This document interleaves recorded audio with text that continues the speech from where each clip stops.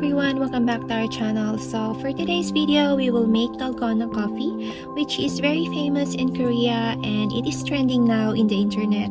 So I've decided to give it a try since only 3 ingredients needed.